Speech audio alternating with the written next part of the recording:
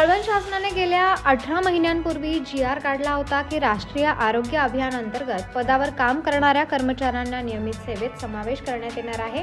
असा जी.आर. 14 मार्च 2024 रोजी काढला गेला।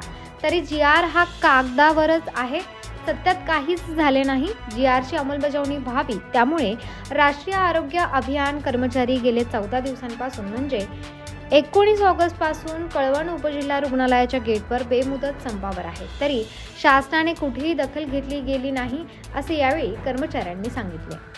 संपावर गेल्यामुळे आरोग्य संस्थेअंतर्गत GSSK, DIC, RBSK, SNCU, NBSU, blood bank, dialysis विभाग, लसीकरण सत्र, विविध अहवाल ऑनलाईन व ऑफलाईन स्वरूपात सर्व प्रकारचे कामे बंद करण्यात आले आहेत असे कर्मचाऱ्यांनी सांगितले।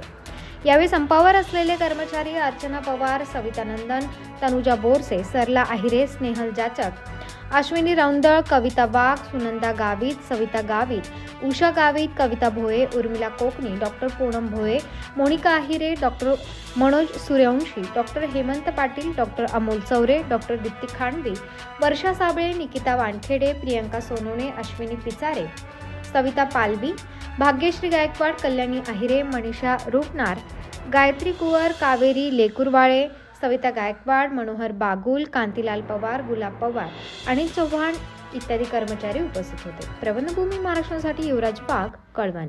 मी उपजिल्हा रुग्णालय कळवणमधून बोलते, आरोग्य कर्मचारी NHM। तर आमच्या ज्या काही मागण्या आहेत त्या सरकारने लवकरात मनावर घ्यावं आणि लवकरात लवकर त्या पूर्ण कराव्या। आमच्या मागण्या अशा आहे की समायोजन आमचं झालंच पाहिजे, PF हा लागू झाला पाहिजे व आम्ही म्हणजे एवढे तळागाळाचे कर्मचारी काम करतो मनापासून एकजुटीने, तसं सरकारने ते एकजुटीने तो निर्णय घेऊन आम्हाला काहीतरी त्याचं फळ द्यावं। नुसतं आश्वासन दिलं तर कागदावर, ते आश्वासन कागदावर नको आहे, आम्हाला ते प्रत्यक्षात मिळालं पाहिजे याचीच आम्ही त्यांच्याकडे एवढी मागणी करतोय। त्याच्यासाठीच आम्ही इथे बसलेलो आहे। ती मागणी आजही पूर्ण झाली तर आम्ही रुग्णांच्या सेवेसाठी तत्परच आहोत, राहणारच आम्ही, एवढंच बोलतो। काम करतात आणि कोणत्या क्षेत्रात तुम्ही या ठिकाणी काम करता? आम्हाला स्पेशल म्हटलं एसएनसी युनिटला, अत्यावश्यक सेवेला आणि जेवढे कर्मचारी आहे त्यांना 3 वर्ष जवळपास पूर्ण होतील व 4थं वर्ष चालू होईल। एसएनसी युनिटमध्ये आम्ही आमचे स्वतःचे मुलं बाळ घरी सोडून इथे सेवा देतो। आमच्याकडे बाळ म्हणजे खूप एमर्जन्सी येतात आणि विशेष म्हणजे LBW, LBW ज्यांचे 2.5 किलोपेक्षा खूप वजन कमी, त्यांचे जास्तीत जास्त बाळ आमच्याकडे येतात। तर त्यांना आम्ही स्वतःच्या मुलाप्रमाणे सेवा देतो। म्हणजे सांगायचं म्हणजे तळहाताच्या फोडाप्रमाणे आम्ही त्यांना सेवा देतो व त्यांची काळजी करतो आणि जवळपास 1800चा क्रायटेरिया पूर्ण झाल्यावर आम्ही त्याला एसएनसीमधून आम्ही डिस्चार्ज करतो आणि इन्फेक्शन रेट पण सुद्धा आम्ही जास्तीत जास्त कमी करण्याचा प्रयत्न करतो। बस एवढं सांगायचं आहे की आम्ही आमच्या मुलांकडे बघून आणि आमच्याकडे बघून सुद्धा आमच्या मागण्या त्यांनी पूर्ण कराव्या ही सरकारांना मनापासून विनंती आहे।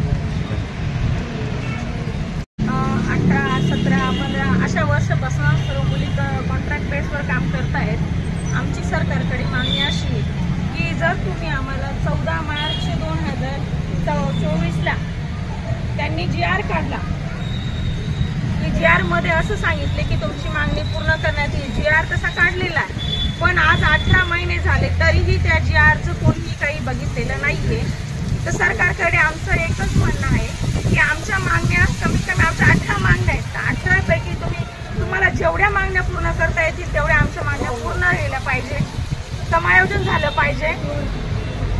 कोविड काळात कॉन्ट्रॅक्ट बेसच्याच लोकांनी कामं केली आहेत, अक्षरशः घरचे गमावले तरीही त्यांनी एकाजुटीने कामं केली कॉन्ट्रॅक्ट बेसच्या लोकांनी, तरीही जीवाची पर्वा न करताही तरी देखील त्यांना कुठलाच न्याय भेटत नाही। सरकारला कुठल्याच प्रकारची जाग आली नाही, येतही नाही। आज आम्हाला निवेदन देऊन जवळपास आमचा 13वा दिवस आहे संपाचा। आम्ही 13 दिवसापासून इथे संप करतोय तरी सरकारने अजूनपर्यंत आमची कुठलीही मागणी पूर्ण केलेली नाही। सरकारला आमचं एवढंच सांगणं आहे, जोपर्यंत आमच्या मागण्या पूर्ण होत नाही तोपर्यंत आम्ही संप मागे घेणार नाही। ताज्या व महत्त्वाच्या बातम्या बघण्यासाठी प्ले स्टोअरवर जा, प्रबंधभूमी ॲप डाउनलोड करा व या धावपळीच्या जीवनात अपडेट रहा।